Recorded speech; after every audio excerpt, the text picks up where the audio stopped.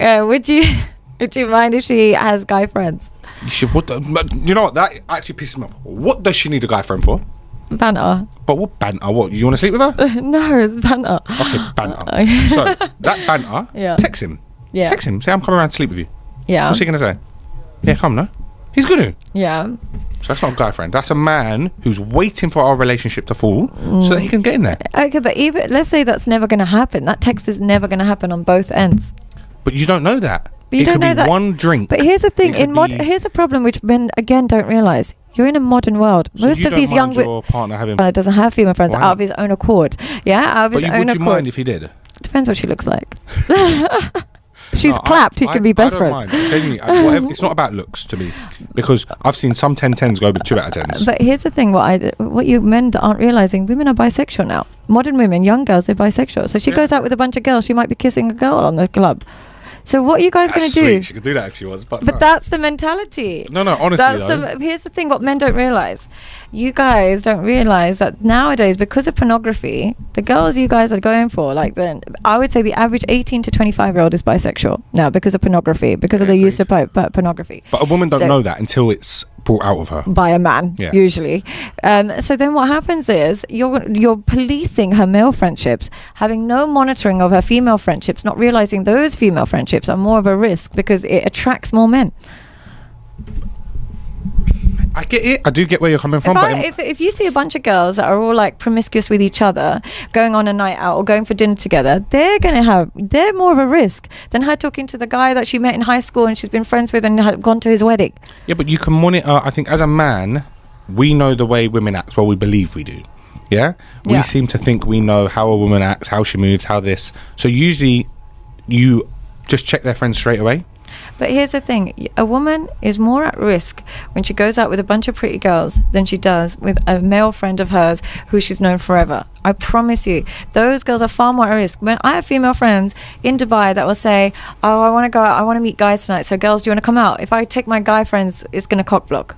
You're more at risk, and guys are so stupid. They think, if you're with a bunch of girls, it's fine. In a place like Dubai, if I go out with a bunch of if I go out with a bunch of girls in Dubai, it's non-stop. Somebody will pay our bill. Somebody will come and talk to somebody. If I go with a male friend, female friend, whatever, mixed group, no one talks to us. A man is so stupid thinking male friends are the risk. Your real risk is when she goes out with the girls. That's your real risk. So guys, pattern up. But how are you getting this is the red pill advice that I hate. You're far more at risk when she's out with a bunch of girls. So my girl's not allowed no friends? No females, no males? No, she can have friends. But that's what you're saying. You're saying you pick wisely. Yeah, but how can I tell her to pick? Here's the thing. Girls that actually have male friends, chances are they're less excitable by men. They realize what men are like. If I'm friends with you, in 2 weeks of watching you in Dubai, won't I be scarred? I would have PTSD. I've been on my best behavior. I'd be like, guys are moving mad, this, that, and the other. It would naturally create a detraction, But if I've never spoken to you, never know nothing about you, just the mystery, I'm more likely to be influenced by you, and I'm more likely to be interested. So the friendship actually gets rid of the attraction a lot of the time. But then how can you monitor? Because you can monitor your girlfriend, you can make sure she's had a good childhood, but then how can I monitor her friends? Well, she picks correctly. Here's the thing. So I've got to make sure she's correct, she picks correct, and her friends also pick correct. Here's because the thing. The outer circle. I would say, for example, with my partner, his friends, it makes me feel secure knowing who his friends are. Now, if you had a bunch of friends who are out and about, this, that, strip clubs, this, that, and the other, I would feel more insecure. Now, I'm not going to say to you, you can't stop talking to this girl, that girl, blah, blah, blah. But when I'm picking, I'm looking at that.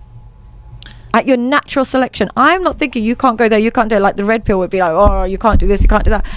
How about you can't pick correctly? No, I just have strict rules, that's it. Pick correctly, you won't need a rule ever again in your life. I still need... I promise you. But there's no girl that is going to be 100% ticks every single one of my boxes. Of course, but here's the thing, here's the difference. She doesn't break your deal breakers. You can pick, she's going to have things to worry about. I have a million issues that a partner has to kind of scold and scaffold, but I don't have deal breakers for him. Maybe for somebody else, but not for him. I have a few deal breakers. I do. What's your deal breaker? No drugs. Right. I don't care what, never. Do not touch it. I hear that. Don't disrespect me publicly. The way I see it is a female, any relationship, you're a mirror reflection. Yeah. If you're out and you're, sorry to say it, but being naughty No one's going to turn around and say, oh, Sadia's being bad. They're going to say, Mikey's girlfriend Sadia. Mikey can't control his girl. Yeah, so it embarrasses me. Yeah. Then men don't care about a girl being a hoe. Yeah. They don't care about it. They just be like, oh yeah, she's fit. Yeah, let her do her thing. She's like, what? But then they're going to laugh at me. Yeah. And I think, look at that idiot. His girl's being that. I don't like that. But likewise, if I'm out being a dog, they can turn around and say, look, Sadia can't even control her man. He's Sadia's an idiot. Yeah. So your representation. You're a mirror. So when you learn that and you actually understand that, then you start acting different. But here's what I would say: when you realize that and learn that, you select that. But it's still... Selection is everything. In life, everything is selection. So here's the thing. If I want a mirror kind of person, I'm not going to choose the loudest guy in the club, popping bottles, pouring drinks down women's throat, because I'm not going to be like, oh, let me be with you, but then I'm going to tell you not to do that. I'm a grown woman. That's where you met him as well, and that's what you know. Yeah, I'm a grown woman who's got time to raise a grown man. You select wisely. Now, what men are doing, especially in this day and age, they're choosing that insta-ho and thinking, but when I get with her, she's going to stop doing that, this, that, and the other. No, honey. When you get that, you're going to fund her lifestyle while she keeps posting like that. Do you believe that a man... You live in Dubai. Yes. Yeah? You know, you've seen it firsthand. You know what this devil's playground is like. Do you think if you're in a relationship, you can let your girlfriend come to or boyfriend come to Dubai? As a holiday? Without you? Absolutely not. I wouldn't even let them go to the toilets without me here. No. Yeah. So I had a friend phone me up and his girlfriend was out and I saw her out at a club and he turned around to me and goes, oh, what do you think she was like? I said, my brother, the second she got on that plane, you lost her. Game over for you. You lost her. She has spoken to men. Yeah. She has. She's cheated on you on this holiday. 100%. Maybe she ain't slept with no one. Maybe not. Yeah. But she has cheated. You don't have to sleep with men, but you do have to entertain them. If you want a free night and stuff, you have to entertain them. And once, the best way to find out she's cheated is, babe, show me the bill. Yeah. Show me you paid for it. Yeah, and they're too expensive. Here's the thing, the restaurants are too expensive for girls. Yeah, they're so, I mean, I don't know what a bill looks like here, but they're super, super expensive. So if she's gone to those places, you can't pay it as a woman. There has to be a man involved, 100%. And there has to be a rich man involved, and it is what it is. Doesn't mean she has to do anything with him, but he has to be on the table. If my girlfriend lets a man pay for the bill, in my eyes, that's cheating. That's but then as job. a man, should you cover her bills when she goes to restaurants? Well, while she's out in a different country, no chance. Why, my dick? But here's the thing, I completely agree that if a man pays your bill while you're in another country, it's kind of cheating. But I also think if you're going to have that masculine role, you should be like, babe, where are you going tonight? How much is the bill? I'll cover it. No, make sure babe, you where you going? I'll meet you there. Oh, but say if you're not in the country or whatever, then I cover it. But if you're not going to cover it, that girl is going to go to another man to cover it. It's too expensive. No girl can come to Dubai unless you got some rich family and cover your own bills out. You can't cover it. It is too expensive. It's too expensive. And I think... So then wouldn't a man say, like, you can go anywhere, but you're going to take my card and cover it. I want to see where the bills are. Because if you're going to set the boundaries, you have to set the alternative then. But then now she knows that... Because say she's not paying, she's not making a lot of money. My man's not letting me go sit on this table, but he's also not covering me. Then he's got the rules of the masculine man, but he hasn't got the provider of the masculine man. Being a masculine man doesn't mean you pay for your... It means you provide. It has to be. You provide the essentials and what she needs. You provide a lifestyle that means that she doesn't require another man ever again. But then you can't... No man on this planet can sustain that. Most men can. You can't, because she's going to want and want and want. But she stays within your budget. She stays within your... Here's the thing. You take a woman, not that she's going Namos every night, but you take a woman that even if it's just McDonald's, whatever, but she stays within your budget if you're going to put those rules and regulations. Now, if you've got no rules and regulations, you can do what you want and this, that, and the other, you can hustle. That's fine. But if you're going to put barriers in, the protection has to come with the provision. It has to be both. It can't be protection, no provision, because then you're just a nuisance to a woman. But if you're a man that says, no, I'll cover the McDonald's, I'll do it, even if it's just a McDonald's budget. But if you're doing both, then you're a masculine man, then you can put the protection in. So the way I see it is I pay for my girl's bill. Yeah. When I'm out for dinner, if I'm on the table, even if she brings 10 friends, I'm the man, she's my partner, I'm paying the bill. Yeah. But I want her to have independence as well. If you're going out shopping, I'm not going to pay for my... I don't think that's right. Because if I'm taking you out, you're out with me. If I invite you out, you're with me. I'm paying. End of. But I'm not going to... She's not going to phone up, babe, I want a new handbag. I said, buy it then. Yeah. Say my job, put the phone down. I'm not... Yeah. I think as time goes on, maybe 10 years into a relationship, married and kids, it's different. You have one card, use it. I'm talking more serious relationships, But I think when it's young people out in Dubai, they get... If your girl wants to go Dubai, it's cheating. Yeah, I think so as well. Even if she wants to go. Without you. Even if she wants to go on a girl's holiday to Dubai, you know that this is the devil's playground. I would agree with that. It is the worst place. You can't. Here's the thing: you're going to want to go on a boat. You're going to want to go on the nice restaurants. None of those can women pay for. It's too expensive. There's men everywhere, and there's men everywhere, and they got money on money on money. It's not like London, where a guy just got lucky with Bitcoin. Yeah, your man can't compete out here. Whatever he's got at home, he's got. I have to say, English London men cannot compete at all in Dubai because they're competing with men whose dads are rich. So these London men, they can have a great holiday and stuff, but they can't do it the way. Then you're good.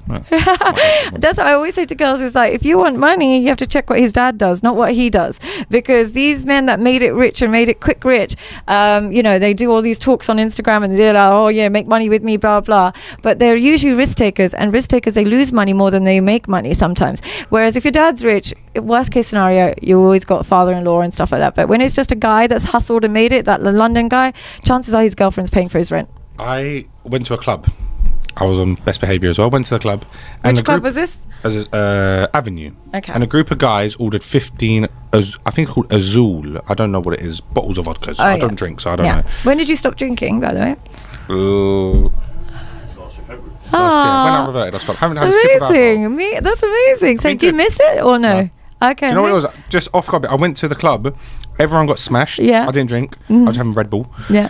And I must have had about 7 Red Bulls that night. My mate goes, Sheila, you're going to give yourself a heart attack. I was like, shit, actually, maybe I should slow down on the Red Bull. So I stopped. And then I got home the next day and I woke up at 11 o'clock. Right.